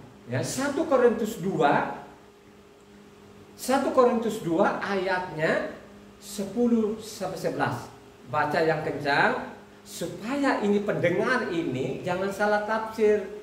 Karena kepada kita Tuhan telah mengatakannya oleh roh, sebab roh menyelidiki segala sesuatu, bahkan hal-hal yang tersembunyi dalam diri Tuhan. Siapa gerangan di antara manusia yang tahu apa yang terdapat di dalam diri manusia selain roh manusia sendiri yang ada di dalam dia? Demikian pula tidak ada orang yang tahu apa yang terdapat di dalam diri Tuhan selain roh Tuhan. Coba kan? Artinya roh Tuhan itu ada dalam diri itu. Itulah namanya kewibawaan. Jadi jiwanya itu pengetahuan. Jadi Tuhan itu menciptakan bumi ini pakai pengetahuan Tuhan. Pengetahuan Tuhan itu ada dalam diri Tuhan. Itulah jiwanya. Amin gak tuh? Ya? Jadi jangan berpikir-pikir, jangan ikutin penyesat-penyesat di sana. Ada namanya Tuhan Bapa dan Tuhan Anak, ada Tuhan Roh Kudus. Ya? Itu namanya pengajaran sesat, ngawur. Ya? Coba. Jadi rohnya Tuhan ada dalam diri Tuhan. Roh kita ada dalam diri kita. Clear nggak di situ? Kalau sampai nanti Tuhan menarik rohnya akan manusia coba Iyob 34 ayat 15, 14, 15. Iyob 34 ayat 14, 15. Jikalau ia menarik kembali rohnya dan mengembalikan nafasnya padanya, maka binasalah bersama-sama segala yang hidup dan kembalilah manusia kepada diri. Coba sekarang pada waktu tadi manusia diciptakan kan dia tiupkan rohnya. Pada waktu dia cabut kembali, makanya batas umurnya manusia hanya 80 tahun mati. Amin gak tuh? Ya? Itu yang dimaksud. Jangan salah tafsir. Ini kalau masalah roh ini, kalau saya detil semua dari Kejadian sampai Wahyu, itu tidak kurang daripada berjam-jam. Ya, saya punya data yang lengkap. Ini kan saya ambil yang yang penting-penting sajalah kan gitu. Saya tidak mendetil. Kalau saya mendetili ini, berjam-jam namanya khotbahnya. Saya saja pun khotbahnya ini 1,5 jam, orang sudah mulai udah bosan kayaknya. Ya, sebenarnya engkau tidak boleh bosan karena ada pasal dan ayatnya. Dengan engkau catat pasal ayat, pulang lu belajarlah, pasti engkau amin gak? Pasti engkau hidup. Tidak engkau salah tafsir. Tidak gagal paham. Ya. Orang gagal paham itu tadi, como-como sana sini. Dengar saja Pak Pendetanya, apakah nanti perkataan pendeta dengan isi kitab sucinya kan belum tentu apa sih sinkron. Tapi kalau engkau baca sendiri, seperti engkau dari TK sampai perguruan tinggi, pasti memperoleh namanya kehidupan. Ya. Terus bagaimana? Jiwa kita itu di mana? Jiwa kita itu di luar enggak atau di dalam diri kita? Halo? Dalam diri kita. Ini kalau masalah jiwa, kalau saya detil juga tuh mungkin berjam-jam juga. Tapi saya ambil yang intinya saja. Coba baca Mazmur 42 ayat 1 sampai 2. 1 sampai 2. Untuk pemimpin biduan, nyanyian, pengajaran, dan nikola, seperti rusa yang merindukan sungai yang berair, demikianlah jiwaku merindukan Engkau ya Tuhan. Jiwaku haus kepada Tuhan yang hidup. Bilakah aku boleh datang melihat Tuhan? Coba jiwaku apa? Merindukan tuh. Seolah-olah ini pribadi sendiri. Padahal jiwa kita ada di dalam diri kita. Amin gak itu? Amin. Ya? Jiwa kita ada dalam diri kita. Maupun juga ayatnya 4 sampai 6. Inilah yang hendak ku ingat, sementara jiwaku gundah gulana, bagaimana aku berjalan maju dalam kepadatan manusia, mendahului mereka melangkah ke rumah Tuhan dengan suara sorak-sorai dan nyanyian syukur dalam keramaian orang-orang yang mengadakan perayaan. Jiwaku gundah gulana, seolah-olah pribadi sendiri. Padahal jiwa saya ada dalam diri saya. Amin gak? Amin. Ayat 11 bertuntas. Mengapa engkau tertekan, hai jiwaku, dan mengapa engkau gelisah di dalam diriku? Berharaplah kepada Tuhan, sebab aku bersyukur lagi kepadanya, penolongku dan Tuhanku. Jiwamu di luar sana atau di dalam dirimu? Dalam diri. Seolah-olah ini apa? Berbeda pribadi dengan saya. Padahal jiwaku itu ada dalam diriku. Amin gak itu? Amin. Kalau kau sudah amin seperti itu, begitulah Tuhan. Makanya dia bilang mari menciptakan manusia segambar serupa. Itu bicara dengan tubuhnya, bicara dengan jiwanya dan roh. Amin gak? Ya. Ini berkelir. Ya, suatu pintar. Jangan engkau bosan. Ya. Seperti namanya Amsal. Amsal 1 ayatnya 20 sampai 21. Amsal 1 ayat 20 sampai 21. Hikmat berseru nyari-nyari di jalan, di lapangan-lapangan ia memperdengarkan suaranya, di atas tembok ia berseru, di depan pintu-pintu gerbang kota ia mengucapkan kata-katanya. Seolah-olah itu pribadi yang berbeda. Ya, yang dimaksud itu tadi apa? Hikmat itu apa? Bagian apa? Bagian jiwa. Ya. Jiwa itu harus menurut pengakar maupun ayat 33. Tetapi siapa mendengarkan aku, ia akan tinggal dengan aman, terlindung daripada kedahsyatan malapetaka. Coba ayat 33. Tadi Amsal 1 ayat 33. Tetapi siapa memperdengarkan aku, ia akan tinggal dengan aman, terlindung daripada kedahsyatan malapetaka. Coba mendengarkan aku, maksudnya apa? Seolah-olah ini apa? Ada pribadi lain lagi. Paling itu bicara namanya bicara namanya pengetahuan. Kalau orang yang mempunyai pengetahuan, orang yang benar-benar selamat. Ya. Makanya kalau aku baca lagi namanya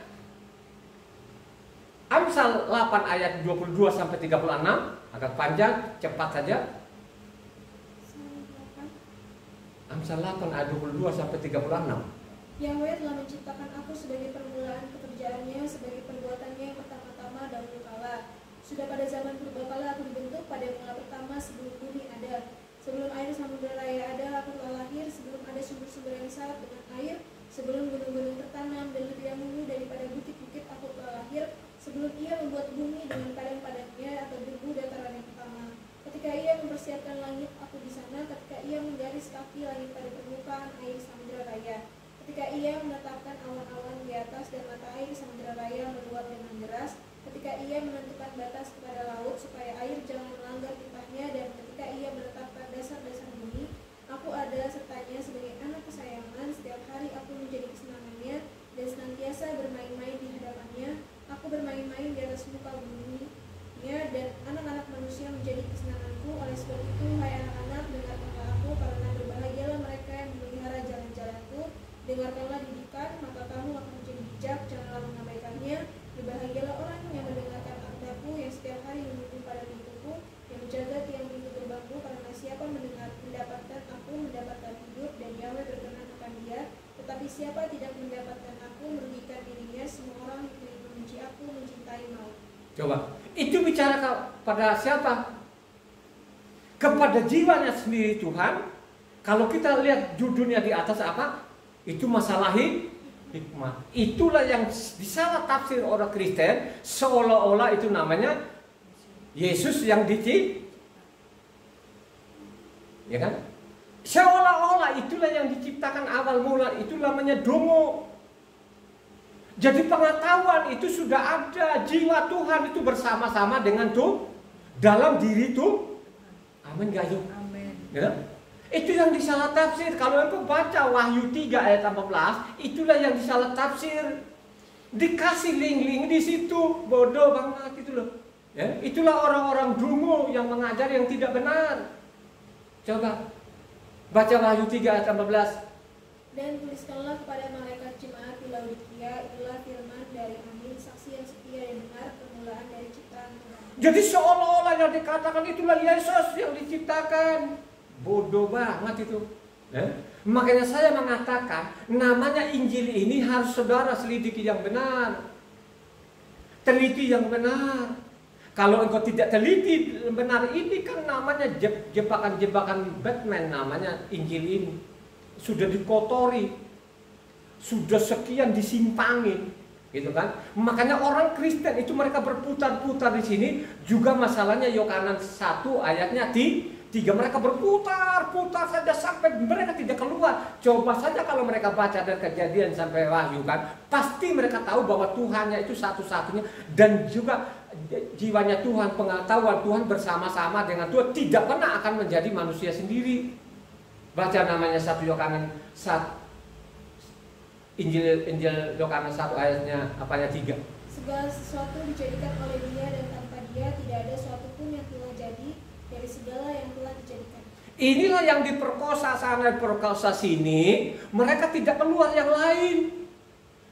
Padahal kalau kita baca namanya kita tuntas baca kitabnya Yohanes ini kan sangat jelas kan gitu kan. Kalau kita urut-urut ya. Kalau mereka terpaku di situ seolah-olah namanya jiwanya atau pengetahuannya jadi manusia. Manusia itulah menjadi Tuhan lama-lama ada Tuhan kakek.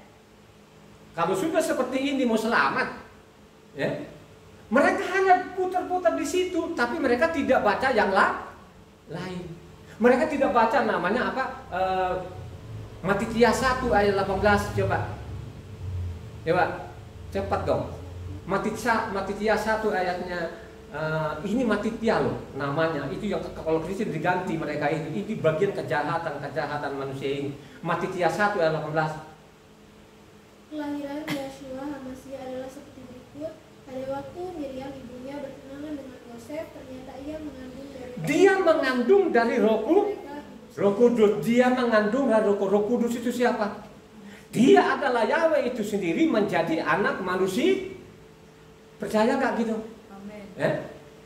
Jadi dia mengandung dari Roh Kudus itu jangan bilang pribadi sendiri. Kalau kita ikuti namanya pemahamannya mereka, bukan namanya anak bapak. Karena jelas itu mengandung dari Roh Kudus, mestinya bapaknya Roh Kudus. Kalau ada 3 pribadi, bagaimana sih anak bisa perintah bapaknya? Kalau kau baca namanya Injil, otaknya yang ngawur. Dia hanya baca-baca di situ. Malah kalau kau baca namanya Matitia 9 ayatnya 6, apa katanya di situ? Coba baca. Matitia 9 ayat 6. Bagaimana anak manusia itu berkuasa di bumi ini?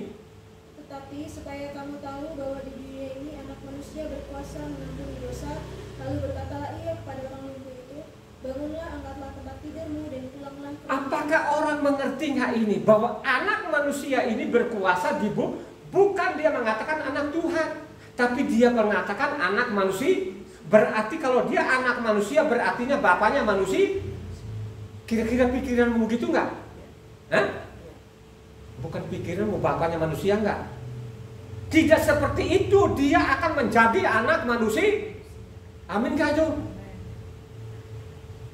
Dia dari atas, dia adalah Roh Kudus itu sendiri, adalah Yahweh itu sendiri menjadi anak manusia. Makanya aku berkuasa di bumi ini. Mengerti nggak orang-orang itu? Nggak mengerti juga kan? Ya.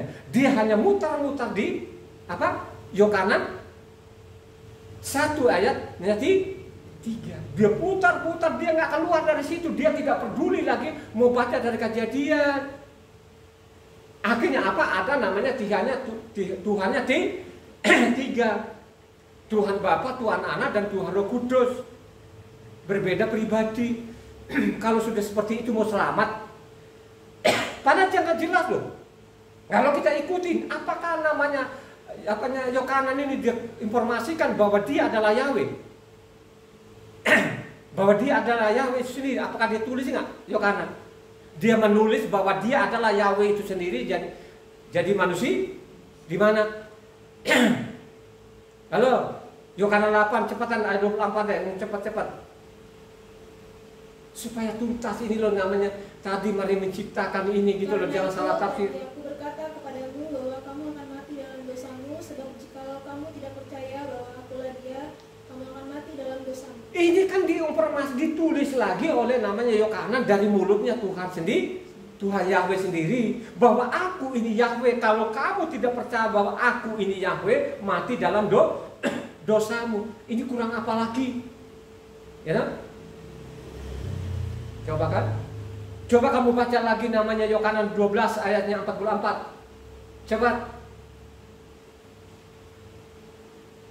Tetapi Yeshua berseru katanya, barang siapa percaya kepadaku, ia bukan percaya kepadaku, tetapi kepada dia yang telah mengutus aku.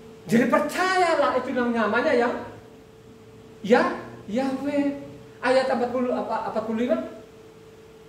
Dan barang siapa melihat aku, ia melihat dia yang telah mengutus aku. Jadi siapa saja yang melihat aku sudah melihat namanya ya. Gitu gak pikiranmu orang cerdas? Amen. Ya. Begitu juga lah namanya apa Yohanan 14 ayatnya 7 sampai 9 baca cepat. Sekiranya kamu mengenal aku, pasti kamu juga mengenal Bapakku. Sekarang ini kamu mengenal dia dan kamu telah melihat dia. Kata Filip kepadanya, Tuhan, tunjukkanlah Bapa itu kepada kami, itu sudah cukup bagi kami. Kata Yeshua kepadanya, telah sekian lama aku bersama-sama kamu, Filip, namun kau tidak mengenal aku. Barang siapa telah melihat aku, ia telah melihat Bapa. Bagaimana engkau berkata, tunjukkanlah Bapa itu kepada kami? Coba saudara, kurang apa lagi? Melihat saya ini sudah melihat Bapa. Coba kan, kurang apa lagi? Ya. Apakah pada waktu dia datang di bumi itu diperlihatkan nggak tubuh kemuliaannya, tubuh aslinya?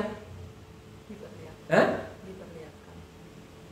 Pada waktu di bumi ini ada, tiba-tiba dia berubah-ubah. Yang berubah-ubah itu adalah Yahweh itu sendiri, karena dia diperlihatkan, ya, diperlihatkan kepadamu. Muridnya lebih dari satu. Makanya kalau kau baca namanya Matitia 17 ayat 1. 6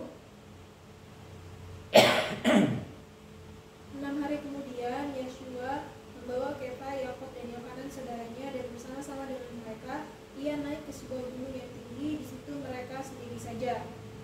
Lalu Yeshua berubah rupa di depan mata mereka, wajahnya bercahaya seperti matahari dan pakaiannya menjadi putih bersinar seperti terang. Ada anaknya nggak di atas itu yang diturun-turunkan gitu? Atau dia adalah Yahweh itu sendiri? Dia adalah Yahweh itu sendiri. Dia perlihatkan lagi tubuh aslinya.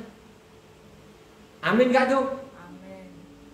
Dia perlihatkan tubuh aslinya. Makanya kalau engkau baca namanya Keluaran 33 di sana, bagaimana Mose itu suruh memperlihatkan namanya kegewinan atau kemuliaannya. Akhirnya dia bilang, tidak bisa. Loh, ini kan dari debu tanah, aku ini mulia. Tapi daripada penyasaran banget lo ini, ya kan? Udah deh, nanti gue tutup matamu, putar belakang, nanti lihat bahwa benar-benar aku gambaran manusia. Begitu nggak? Ya, amin. Ya, kurang apa lagi?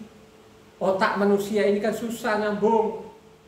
Kenapa dia tidak nyambung? Karena dikasih kekang di mulutnya. Orang asing itu dia tidak bisa akan keluar. Yakin betul-betul bukan saya yang menjas, tapi ada firman-Nya. Karena orang asing ini bandel memang. Kita lihat sekarang kan orang asing, mereka membekali dirinya dengan gelar-gelar yang berderet-deret, tapi dia tidak berkata benar. Dia menipu jemaatnya. Dia kuras hartanya, mati juga orangnya. Kenapa saya mengatakan? Baca namanya Matitia 5 ayat 17 sampai 20. Kalau orang ngerti dari situ, mestinya kembali kepada Tuhan. Kembali kepada nama Tuhan. Karena khotbah saya kemarin, siapa yang bertahan karena namaku selamat? Paham gak itu? Jadi Yahweh lah satu-satunya, tidak ada yang lain. Kurang apa lagi? Ya, mau ngelawan? Coba kan. Makanya kalau kita baca Matitia, supaya lengkap nanti bahwa Tuhan itu ada jiwanya, roh dan tubuhnya. Dia bicara tadi, mari menciptakan manusia segambar serupa, kan begitu. Makanya dia datang jadi manusia pun, datang di bumi melalui manusia yang dipanggil anak. Orang Israel. Orang Israel itu anaknya tuh Tuhan. Tidak saya ketemukan namanya bangsa yang di luar Israel itu anak, tidak ada. Mereka hanya budak. Budak yang diselamatkan seperti orang Gibeon. Coba baca Matitia 12 ayat 18 supaya clear ini. Lihatlah, itu hambaku yang kupilih, yang kukasihi, yang kepadanya jiwaku berkenan. Aku akan menaruh rohku ke atasnya, dan dia akan memaklumkan hukum kepada bangsa-bangsa. Coba yang kamu lihat manusia itu, inilah anak yang berkenan kepadanya aku berkenan. Kepada siapa? Itulah jiwaku, roh dan tubuhnya. Hanya dia datang di bumi, dia menanggalkan kemuliaannya sesuai namanya Filipi 2 ayat 67. Dia menanggalkan, mengambil rupa manusia. Itu yang dimaksudkan. Inilah anak yang kukasih, kepadanya aku berkenan. Dia berkenan kepada namanya keturunan Israel yang dia anggap namanya anak. Clear enggak? Amin. Kalau kau baca dengan kitab suci benar, kau ngerti, kau selamat. Amen. Itu yang dimaksud tadi. Jiwaku, rohku berkenan. Ya, jangan kamu lihat itu manusia biasa. Ya, bahwa aku juga tidak ada yang lain. Ada yang lain nggak? Ada juru selamat lain nggak? Ada anaknya jadi juru selamat nggak? Tidak pernah ada. Dia datang di bumi menjadi anak manusia pun juga dia menjadi juru selamat. Dia juga lah Yahweh yang menjadi manusia. Tadi yang sudah saya bacakan clear kan? Ya. Makanya 1 Tesalonika 5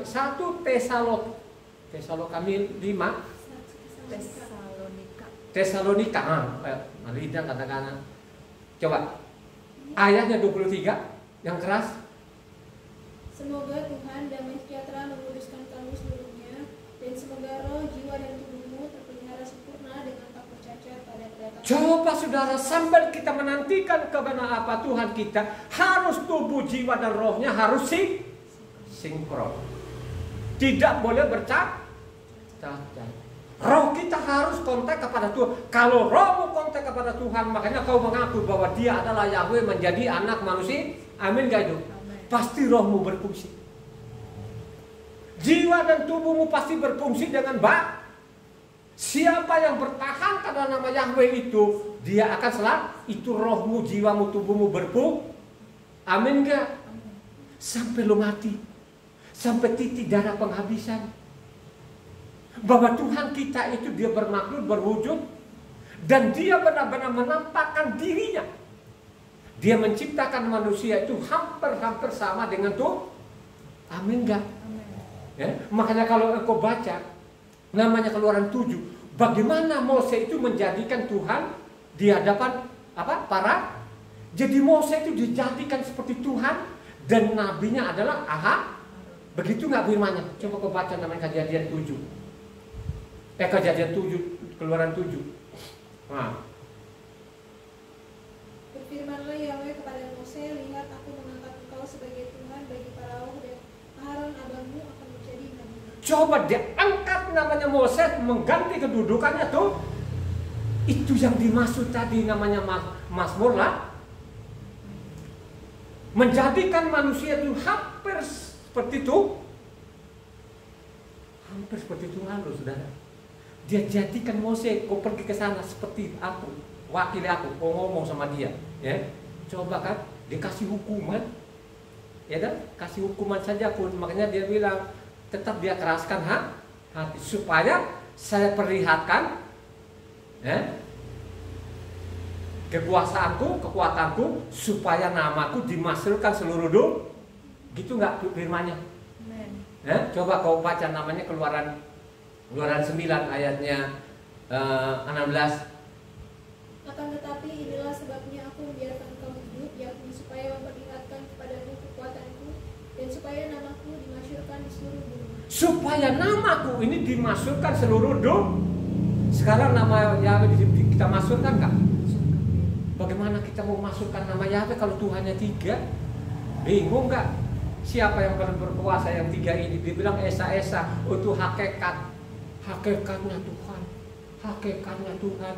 Dia ngerti nggak kata hakikat itu? Saya yakin tuh nggak ngerti.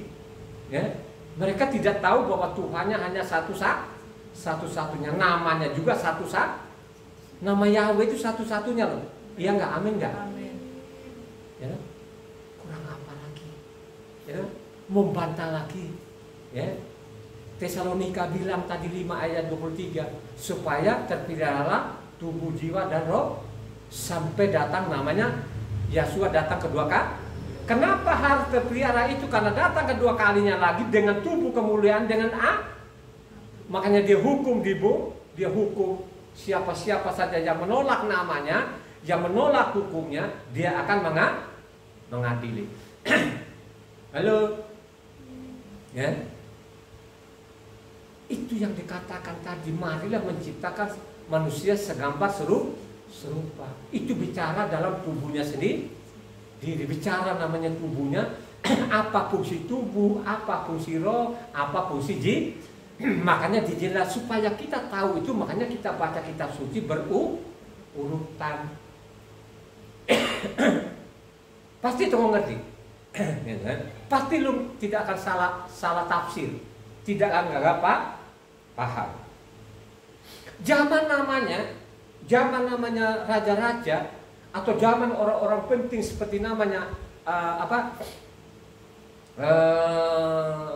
Daud segala macam itu, mereka hanya tahu itu, yaitu Yahweh. Nggak ada lah yang sama dengan dia lah, nggak ada lah.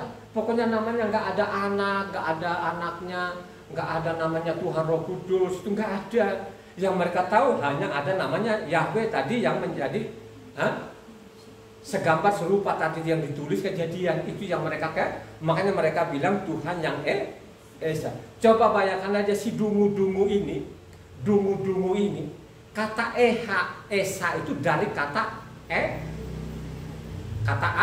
Ahad atau Ehad. Ya, kalau bilangnya namanya mungkin orang Arab Ahad, tapi kalau bilangnya Israel kan Ehad. Ehad itu satu.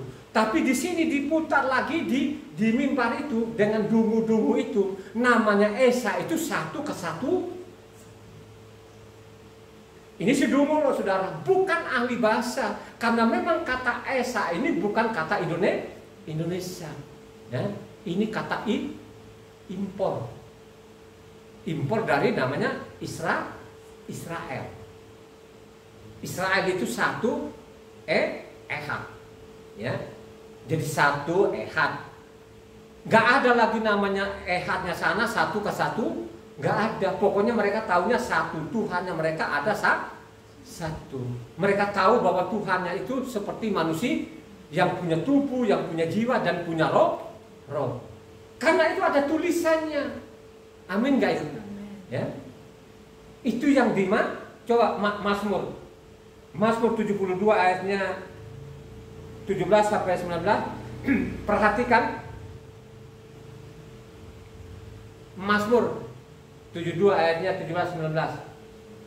Biarlah namanya tetap selama-lamanya, kiranya namanya semakin dikenal selama ada matahari. Kiranya segala bangsa saling memberkati dengan namanya dan menyebut dia berbahagia. Terpujilah Yahweh Tuhan Israel yang melakukan perbuatan yang ajaib seorang diri. Dan terpujilah kiranya namanya yang mulia selama-lamanya, dan kiranya kemuliaannya memenuhi seluruh bumi. Amin. Melakukan keajaiban seorang diri nggak? Dia melakukan mujizat dan lain sebagainya seorang diri. Ya, dia membela laut, dia tidak bantu anak-anaknya. Terus ada lagi Roh Kudus yang di belakang, kagak ada. Ya. Dia ada dalam dirinya sendiri, ada jiwa dan roh bekerja bersama. Itu yang dia mengatakan tadi ayat 18, Mazmur 70 ayat 18 mengatakan, ya, mengatakan mujizat seorang diri. Dia menciptakan langit bumi juga seorang diri. Gak ada lagi dibantu oleh anaknya. Ya, yang ada dokter satu itu dia bilang anak dengan bapak kerjasama. Itu namanya tidak pernah namanya diajak nama orang Israel yang panggil anaknya kerjasama untuk menciptakan langit dan bumi. Dia sendiri yang menciptakan langit dan bumi ini seorang diri.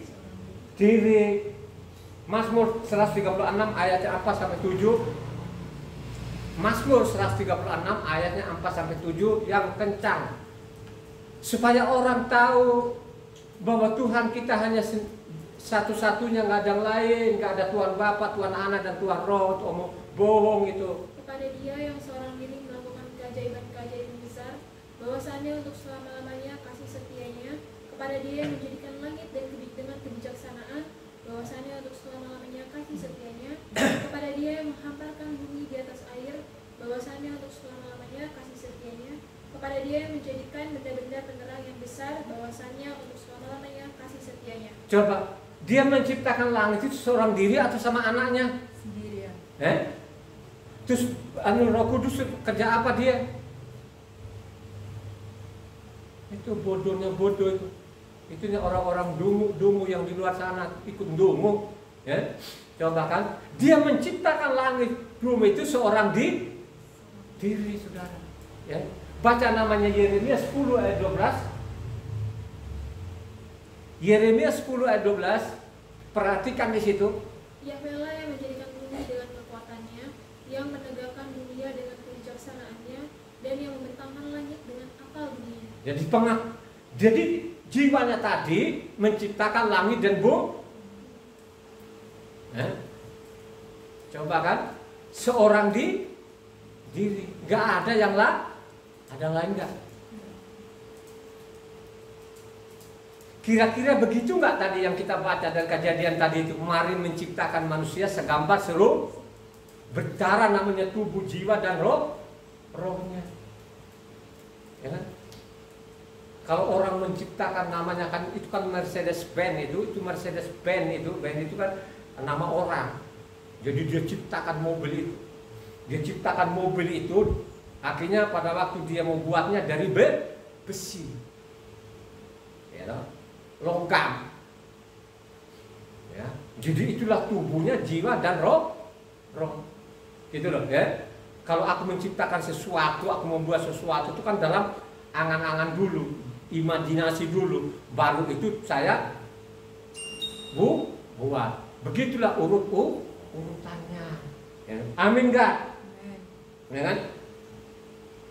Jadi tadi dia perlihatkan, kita ulang lagi, tadi kan sudah dibaca oleh saudara Ina tadi, Kejadian 12 ayat 7, diulang lagi. Baru kita urut-urut ini bahwa Tuhan ini benar-benarnya satu-satunya, tadi tidak ada 2, 3. Ketika itu Yahweh menampakkan diri kepada Abram dan berfirman, Aku akan memberikan negeri ini kepada keturunanmu, maka didirikannya di situ Mesbah bagi Yahweh, yang telah menampakkan diri kepadanya. Jadi pada waktu nampakkan dirinya ini, benar-benar tadi dia lihat, dia berhadapan muka ngomong, artinya dikasih perintah. Ya. Akhirnya Mose lah yang menulis, namanya kitab Taurat.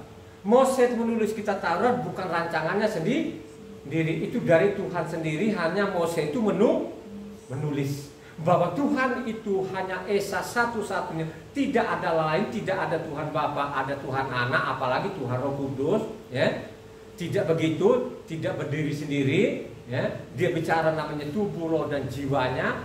Jiwa dan rohnya ada dalam dirinya itu sendiri, kita sudah baca tadi yang lengkap kan gitu. Makanya di sana ditulis oleh Moses sana, namanya Ulangan 4 ayatnya 39 dan 40. Sebab itu ketahuilah pada hari ini dan camkanlah bahwa Yahweh lah Tuhan yang di langit, di atas dan di bumi di bawah, tidak ada yang lain. Berpeganglah pada ketetapan dan perintahnya yang disampaikan kepadamu pada hari ini, supaya baik keadaanmu dan keadaan anak-anakmu yang kemudian, dan supaya lanjut umurmu di tanah yang diberikan Yahweh Tuhanmu kepadamu untuk selamanya. Coba saudara, jadi kalau sudah kasih tahu bahwa dialah hanya satu-satunya pencipta alam semesta ini, di langit di atas langit dan bumi di bawah bumi, tidak ada yang lain, makanya ikuti jangan ada Tuhan-Tuhan lain lagi. Jangan ada Tuhan Anak, ada Tuhan Roh Kudus.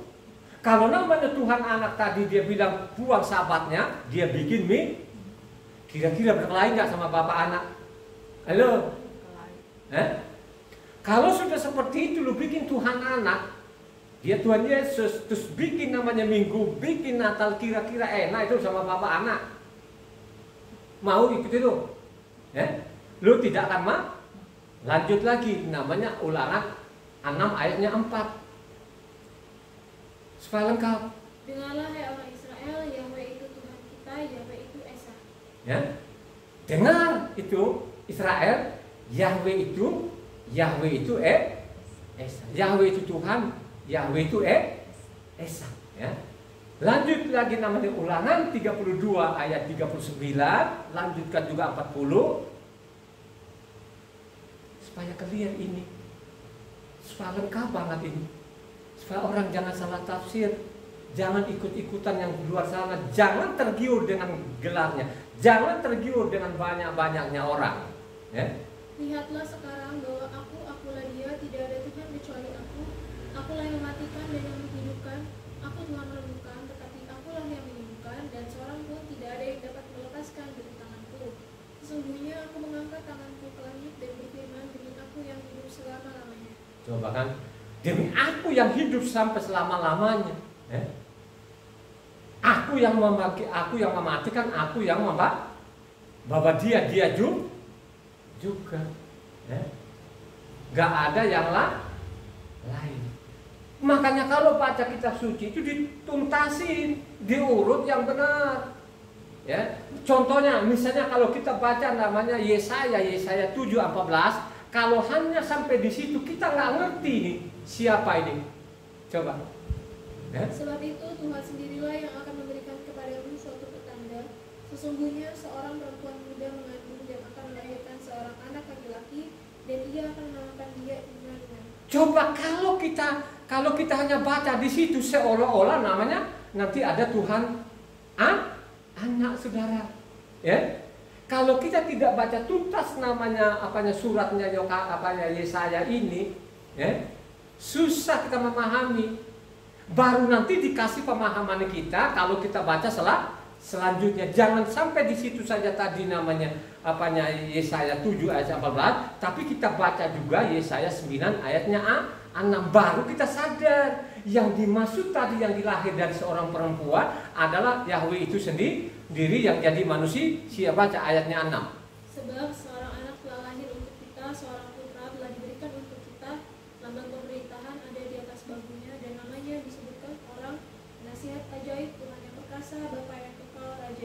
Coba kan, baru dijelaskan kita di Yesaya itu bahwa dia adalah Bapa yang kira-kira pemahaman kalian ini yang si pembaca-pembaca ini, kira-kira itu Yahweh nggak? Dijelaskan nggak tadi Yesaya 7 ayat 18? Baru dijelaskan di situ kan, bahwa dia adalah ya. Amin nggak dong? Amin. Ya. Apalagi kalau kau bacakan ayat 7-nya di bawah, ayat 7. Besar kekuasaannya dan damai sejahtera tidak akan berkesudahan di atas tahta Daud dan di dalam kerajaannya, karena ia mendasarkan dan mengokohkannya dengan keadilan dan kebenaran dari sekarang sampai selama-lamanya. Kecemburuan Yahweh semesta alam akan melakukan hal ini. Makanya pada waktu datang kedua kalinya nanti dia tetap jadi benar-benar dilihat semua orang. Kan begitu, ya. Itulah namanya ya, dijelaskan situ yang lahir dari seorang perempuan, dia adalah Bapa yang Bapa yang kekal. Itu siapa namanya? Adalah Yahweh itu sendiri. Clear nggak? Baru kita lanjutkan lagi Yesaya 43. Ini kalau orang tidak tahu juga, ini super dungu sudah. Ini dijelaskan di situ. Yesaya 43 ayat 10-11 sangat jelas di situ bahwa dia adalah Yahweh itu juru lama, tidak ada lagi. Tapi ada kata dia di situ yang tidak dipahami oleh yang punya gelar ini. Coba baca namanya Yesaya 43 ayatnya 10-11 saja. Kamu inilah saksi-saksiku, demikianlah firman Yahweh dari hamba-Ku yang telah Kupilih, supaya kamu dan percaya kepadaku dan mengerti bahwa aku tetap Dia. Sebelum aku tidak ada Tuhan dibentuk, dan sesudah aku tidak akan ada lagi. Dan akulah Yahweh dan tidak ada juru selamat selain daripadaku. Jadi akulah Yahweh, tidak ada juru selamat lah. Kenapa tiba-tiba sekarang ini yang pendek-pendek sumbunya, otaknya yang pendek tadi dimutar-mutar namanya Yohanan 1 ayatnya seolah-olah itu namanya anaknya jadi benci. Ini begitu nggak pikiran-pikiran di luar sana yang dungu-dungu itu? Muter di situ dia nggak keluar, tapi dia tidak baca. Yang jelas tadi ayat 10, kamulah saksi yang dikatakan ini kan nubuatan nggak? Dinubuatkan kemudian hari nanti akan terjadi seperti itu nggak? Ya. Kamulah saksi-saksi, yang dimaksud kamulah saksi-saksi itu apa? Nelayan-nelayan nanti mereka akan menyaksikan bagaimana dia dari lahirnya sampai matinya. Disaksikan oleh nelayan-nelayan dan ditulis oleh nelayan-nelayan. Makanya yang benar itu kalau kita namanya Injil itu sebenarnya kitabnya para nelayan. Sebenarnya begitu. Nelayan ini tidak punya kemampuan apa-apa, hanya mereka menulis apa yang mereka saksikan, mereka tulis, ya, dari mulut Tuhan itu mereka tulis, ya. Tapi berjalanlah waktu, memang manusia ini benar-benar jahat. Berjalanlah waktu ini, mulailah puter-puter, dipelintir sana, pelintir sini, akhirnya apa? Ya, nggak karuan saudara, ya toh? Coba, ya. Kalau kita baca Yesaya 7 ayat 14, coba. Sudah ya, 7:14 tadi sudah. Sekarang siapa yang namanya yang memperkosa namanya kitab suci ini? Yang memperkosa kitab suci ini orang Israel atau di luar Israel? Jadi yang memperkosa awalnya ini adalah namanya Israeli. Ya, akhirnya sekarang tidak kenal Tuhan lagi, mereka ganti namanya bernama siapa? Adonai atau Hasem. Dari itulah sekarang bangsa asing makin tidak karuan saudara. Ya, tidak karuan. Ini yang benar-benar tadi yang memperkosa namanya kitab Taurat ini adalah apa? Orang Israel. Karena orang Israel sendiri pun diperingatkan, siapa saja nanti yang menista nama Tuhan, yang mengganti hukum dihukum mati, sudah diperingatkan dari awal. Tapi berjalanlah waktu manusia ini menyimpang, tidak karuan sampai saat ini. Kalau kau baca peringatan pertama, kau baca namanya Bilangan 15 ayatnya 30 sampai 31. Baca. Tetapi orang yang berbuat sesuatu dengan sengaja, baik orang Israel asli, baik orang asing, orang itu menjadi penista Yahweh. Ia harus dilenyapkan dari tengah-tengah bangsanya, sebab ia telah memandang hina terhadap firman Yahweh dan merombak perintahnya. Pastilah orang itu dilenyapkan, kesalahannya akan tertimpa atasnya. Sobat, sekarang yang merombak namanya tatanan Tuhan siapa sekarang? Orang siapa? Orang asing juga termasuk. Yang lebih gawat lagi sekarang, orang asing mereka merombak namanya hukumnya tuh Tuhan. Padahal kita diperingatkan kalau baca namanya Keluaran 23 ayat 1 sampai 3. Jangan kebanyakan orang, ikut kebanyakan orang yang membelokkan hukum. Kurang lebih begitu jawab. Janganlah engkau menyebarkan kabar bohong, janganlah engkau membantu orang yang bersalah dengan menjadi saksi yang tidak benar, janganlah engkau turut-turut kebanyakan orang melakukan kejahatan dan dalam memberikan kesaksian mengenai sesuatu perkara, janganlah engkau turut-turut kebanyakan orang membelokkan hukum, juga janganlah memihak kepada orang miskin dalam perkaranya. Jangan kau ikut-ikutan kebanyakan orang yang membelokkan hukum. Jangan ikut-ikutan karena mereka banyak pengajarnya dokter segala macam. Kalau dia dokter yang benar, dia ajarkan yang benar, kenapa tidak? Tapi kalau dia belokin hukum, tidak boleh kau amin gak? Amin. Yeremia namanya 23 ayat 36. Siapa itu? Yang memperkosa, yang memutarbalikan. Yeremia 23 ayat 36. Tetapi sabda yang dibebankan oleh Yahweh, janganlah kamu sebut-sebutkan lagi, sebab yang menjadi beban bagi setiap orang ialah perkataannya sendiri. Oleh karena kamu telah memutarbalikkan perkataan-perkataan Tuhan yang hidup, Yahweh semesta alam Tuhan kita. Jadi sudah lama sekali diputarbalikan, diperkosa. Yeskiel 22 ayat 26.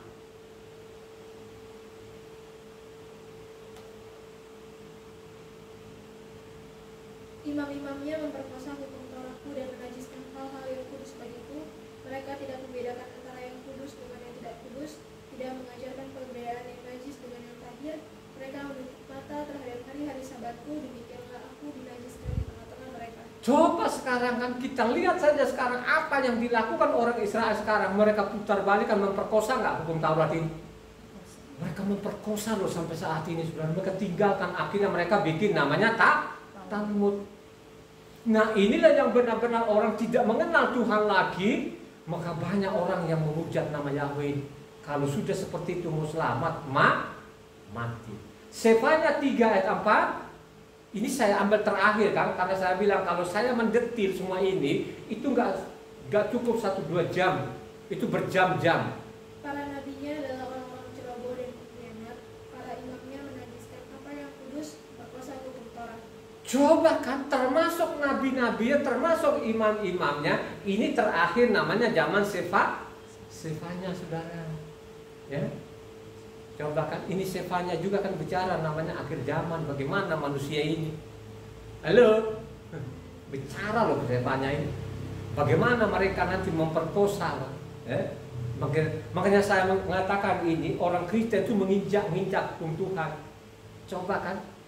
Mereka tidak peduli betul perkataannya Tuhan sendiri, aku datang itu bukan meniadakan Taurat. Mereka tidak peduli itu. Mereka benar-benar mentulikan telinganya. Ya. Coba kan. Matitya 11 ayat 12 kita bicara sekarang. Ya. Zaman-zaman Yesua ini Matitya 11 ayat 12. Sejak tampilnya Yohanes Pembaptis hingga sekarang, kerajaan surga diserong dan orang yang menyerongnya mencoba menguasai ini. Artinya mereka tadi yang mereka perkosa, mereka serong segala macam sampai zaman namanya Yohanes Pembaptis. Kejahatan demi kejahatan. Coba. Ini ditulis loh saudara. Jadi tadi kan sudah ditulis namanya zaman Yeremia. Yeremia ini kan peringatkan Israel supaya mereka kembali kepada hukumnya Tuhan. Tapi mereka tidak peduli. Akhirnya apa? Zaman Yeremia digaruk habis. Sudah tidak ada lagi. Ya, sampai saat ini. Ya, coba kan. Ya. Kalau kita baca namanya utara kan zaman Hosea itu kan. Ya, bukan Hosea, Benun kan begitu coba kan. Itu kan digaruk orang-orang itu sampai saat ini. Begitu juga lah namanya orang-orang namanya Yahudain zaman Yeremia tadi, bagaimana mereka memperkosa. Zaman Sefanya tadi ditulis bahwa mereka ini yang bikin kejahatan ini nabi-nabi maupun imam ini, ya, sampai namanya zaman Yesua. Ya, makanya juga ditulis oleh namanya nelayan ini bernama Luka ini, Luka 16 ayat 16.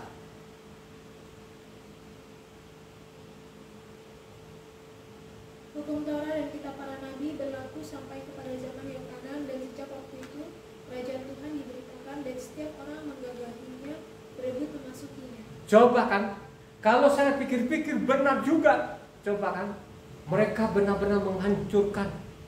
Coba kan, mereka menggagahi, mereka buang. Makanya saya mengatakan kalau orang Kristen ini benar-benar bukan namanya memperkosa lagi. Coba kalau kalian menilai kalau orang Kristen diapain namanya hukum Tuhan? Mereka apa? Mereka menginjak-injak. Berani nggak kamu ngomong? Kenapa kamu mengatakan mereka menginjak-injak? Karena mereka tidak mendengar perkataannya Yesus. Aku datang itu bukan meniadakan Taurat 1.1 iota, mendingkan langit dan bumi. Makanya kalau engkau baca selanjutnya tadi namanya Luka 16 ayat 16 maupun 17, coba. Ya, sekalipun mereka menggagahi, mendingkan langit dan bumi itu lenyap. Coba baca dong yang lengkap, coba. Lebih mudah langit dan bumi lenyap Dari 16-nya. Hukum Taurat dan kitab para nabi berlaku sampai kepada zaman Yohanan, dan sejak waktu itu kerajaan Tuhan diberitakan dan setiap orang menggagahinya, berebut memasukinya. Lebih mudah langit dan bumi lenyap daripada satu titik dari hukum Taurat batal. Coba kan, ya? Daripada kau seperti itu, mendekang langit dan bumi ini lenyap daripada namanya 1.1 yo. Kira-kira itu keras nggak itu? Warning yang paling keras nggak itu? Sangat keras. Kenapa dia mengatakan? Karena namanya Matitia 5 ayatnya diulang aja, diulang-ulang. Biar orang mau bosan tidak bosan, ya. Syukur ada orang ini kok saya ya, hari ini terakhir nanti pasal ini, ya. Syukurlah. Ya. Dia dengar ini terus dia renungkan tadi itu, makanya besok dia akan tinggalkan tempat ibadah. Yakin betul-betul kalau dia mau selamat, ya. Kalau dia mau selamat dengan dia baca namanya Matitia 5 ayatnya 17 sampai 20 yang keras. Matitia 5. Jadi Matitia ya, jadi Matitia itu jangan diganti-ganti Matius lah. Ini kejahatan. Ini jangan ikut jahat-jahat ini. Janganlah kamu menyangka bahwa aku datang untuk meniadakan hukum Taurat atau kitab para nabi. Aku datang bukan untuk meniadakannya, melainkan untuk menggenapinya.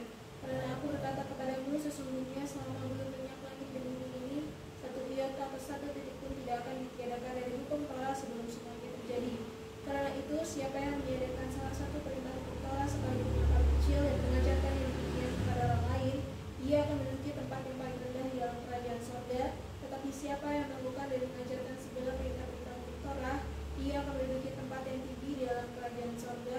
Maka aku berkata kepadamu, jika hidup keagamaanmu tidak lebih benar daripada hidup keagamaan ahli Taurat dan orang-orang Farisi, sesungguhnya kamu tidak akan masuk dalam kerajaan sorga. Coba saya mau tanya jemaat dengan jujur.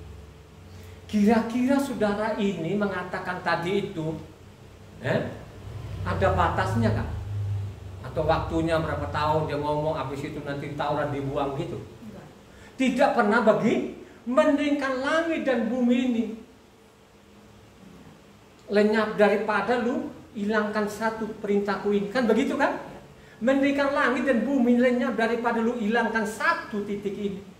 Makanya siapa yang melakukan hukum Taurat, yang mencintai namanya hukum Taurat, makanya dia akan duduk ke kerajaan tegas nggak itu? Terus sekarang orang-orang asing ini khususnya Kristen meninggalkan tadi hukum-hukumnya Tuhan. Coba bayangkan aja itu namanya sabatnya di loh waktu pertama, kira-kira itu hukumannya ringan atau berat? Halo? Terus kau ganti-ganti nama Tuhan, kau ganti-ganti nama orang, kira-kira tuh ringan nggak hukumannya? Ini akan dihukum seberat-beratnya mereka nanti itu. Saya kasih tahu. Kau dengar orang asing jangan kau kepala batu loh, saya kasih tahu. Ya, Dengan khotbah saya ini hari ini kau catat baik-baik, benar-benar kau renungkan. Kalau tidak kau mati. Bukan saya loh. Siapa saja yang meniadakan satu titik saja, makanya dia akan menduduki namanya apa? Paling rendah. Bukan yang paling rendah, jangan berpikir hanya paling rendah gue selamat, tapi itu di neraka. Makanya kalau engkau baca lengkap kitab suci ini, kalau engkau baca namanya apa? Matitia 23 ayat 40 sampai 43 di sana mengatakan segala yang menyesatkan itu lemparkan ke neraka. Lemparkan segala yang menyesatkan ini, lemparkan ke neraka. Lu sesatin orang, dia bilang tadi aku datang bukan meniadakan Taurat, terus lu bilangin orang Taurat tidak berlaku, terus lu ganti namanya Sabatnya, lu ganti namanya Pesaknya, lu ganti namanya, gimana sih? Ya, lu mau ikut itu yang apanya titel berderet-deret, makan saja titelnya. Suatu saat nanti yang bertitel ini dia akan hukum seberat-beratnya. Sungguh mati. Ingat baik-baik orang asing, anaknya saja dia hukum sampai saat ini loh, dia hukum, ya. Lo lagi, ya. Coba kan.